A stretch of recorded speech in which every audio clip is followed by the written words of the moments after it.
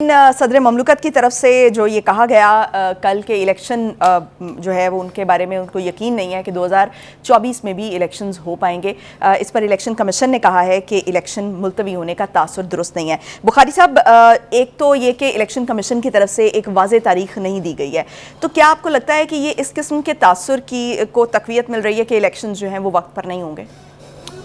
जब पिछली दफ़ा सदर अलवी साहब ने वो एक ट्वीट की थी, अगर आपको याद हो, जिसमें वो अपनी गलती की माफ़ी मांग रहे थे जब उन्होंने कानून पे दस्तखत नहीं किए थे और वो कानून वापस भी नहीं भेजा था, जिसके नतीजे में कुछ पीटीआई के लोगों के खिलाफ एक्शन हुआ था।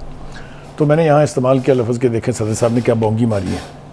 तो वो हमारे डायरेक्टर हैं, डायरेक्टर प्रोग्राम, आपको पता है, खुर्रम कलीम साहब, उनके हजूर हमारी पेशी हुई और हमें बताया गया कि बड़ा गैर पार्लिमानी लफ्ज़ है। तो खैर हमने, होता ही है कि हमारे यहाँ सेंसर वेंसर नहीं होता, बता दिया जाता है कि भाई ये बात आपने दोबारा नहीं करनी। तो मैंने वो लफ्ज़ जो है अब दरफुंतनी से बदल दिया है। तो सदर साहब ने एक और दरफुंतनी छोड़ी है कि सब कुछ होने के बावजूद जब इलेक्शन कमीशन बार बार गला फाड़ के कह रहा है कि इलेक्शन जो है वो जनवरी के आखिरी हफ्ते में हो जाएंगे, जब मेन स्ट्रीम पोलिटिकल पार्टीज़ सिर्फ 2 पार्टियाँ अब हो गई हैं, पीपल्स पार्टी भी मिल गई है पीटीआई के साथ, जुड़ने का ख्याल है कि इलेक्शन नहीं होंगे, जो बार बार कह रहे हैं कि जी जवाज़ बना लिया जाएगा इलेक्शन को मज़ीद मुलतवी करने का। मेरा ख्याल ये है ज़ाती तौर पे कि अगर अब इलेक्शन मुलतवी हुए फिर कभी नहीं होंगे, यानी इससे ज़्यादा वजनी बात मैं क्या कर सकता हूँ। तो क्या इन सबको कोई इशारे मिल रहे हैं या ये सिर्फ ये इशारे नहीं है, ये जिस बात से वो नाला है वो ये है कि उनको ये बावर करा दिया गया है कि अगला इलेक्शन आपने नहीं जीतना, वो नून लीग जीत चुकी है। ये तासुर मैंने नहीं दिया है, ये उनकी सेल्फ एजम्पशन भी हो सकती है, या मुमकिन है उनको कहीं से इशारे मिल रहे हो। फिर वो कहाँ से इशारे मिल रहे हैं तो वो बताए ना कि हमें फलां ने कहा है कि इलेक्शन तो नून लीग जीत गई है। वो ये भी नहीं कह रहे, और साथ साथ ये भी कह रहे हैं कि जी वो लेवल प्लेइंग फील्ड जो है, ये अब इनका वाहद मुतालबा है जो मुश्तरका है मेरे ख्याल से। तो क्या कोई दबाव भी पीटीआई और मैंने कहा ना कि पीपल्स पार्टी ये समझती है कि जिस तरीके से रिलीफ मिल रहा है नवाज शरीफ साहब को, जिस तरीके से वो लाए गए हैं, वो लाए गए कह रहे हैं ना, वो आए तो नहीं कह रहे, वो सबसे ज़्यादा उन्हें एतराज़ ये है कि जी वो पाकिस्तान का जो एम्बेसडर है वहाँ पर, वो उनको सी ऑफ करने क्यों गया है। भूल जाते हैं ना ये लोग कि जो साबिका प्राइम मिनिस्टर होता है उसका इस्तेहकाक है, उसको भी प्रिविलेजेस और पर्क्स हैं उसको प्रोटोकॉल में आप देखिए कितना नंबर है उसका, जो मोस्ट इम्पॉर्टेंट प्रोटोकॉल्स हैं। तो आज मैंने सुनी ये आवाज़ भी कि जी फिर बाकियों को भी दें, तो बिल्कुल ठीक है, एक को जेल में प्रोटोकॉल देना चाहिए, लेकिन जहाँ तक यूसुफ रज़ा गिलानी या अशरफ साहब जो हैं उनका ताल्लुक है, वो यकीनन उनको मिलना चाहिए, कोई दो राय नहीं है इसके बारे में। लेकिन having said that, election commission ने इसकी पुरजोर तरदीद कर दी है कि जनाब कोई सवाल नहीं पैदा होता इलेक्शन के मुलतवी करने का, और फिर उन्होंने उसकी तफसील में सपोर्टिव आर्गूमेंट भी दिया है।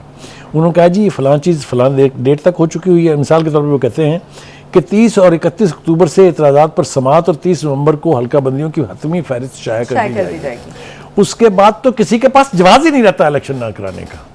और दूसरी बात यह है कि कहीं ऐसा तो नहीं है कि हम टिप दे रहे हैं इलेक्शन कमीशन को कि यार फिर मुलतवी कर दो। एकदम फिर खुदा के लिए अगर वो कह रहा है कि हम इलेक्शन कर रहे हैं, करा रहे हैं, तो फिर इलेक्शन होने देने चाहिए। और इससे आगे चलते हैं। देखिए एक और बड़ी, यानी मुझे तो इसकी तवक्को नहीं थी कि साथ ही होगा, वो ये है कि इलेक्शन कमीशन ने जो तहरीक-ए-लब्बैक पाकिस्तान है उसको क्लीन चिट दे दी है। आप मैं भी गुफ्तगू कर रहे थे इसके ऊपर कि हम बात जरूर करेंगे इसके ऊपर। देखिए पहली बात तो ये है कि मैं ईमानदारी से समझता हूँ कि जो पार्टी नामूस रिसालत और ख़त्म नबूवत पर यकीन रखकर सियासत करती हो वो मुल्क दुश्मन नहीं हो सकती है। ठीक, मुझे गोली मार दें आप इसके लिए, बेशक ये मान लिया। अब आ जाइए जनाब, मैं अर्ज कर रहा हूँ। दूसरी बात यह कि ज़रा 2018 में चलते हैं वापस। उसके इलेक्शन में जहाँ जहाँ टीएलपी का उम्मीदवार खड़ा हुआ था वहाँ वहाँ सेकंड हाईएस्ट वोट लिए उन्होंने, ये भी फैक्ट है।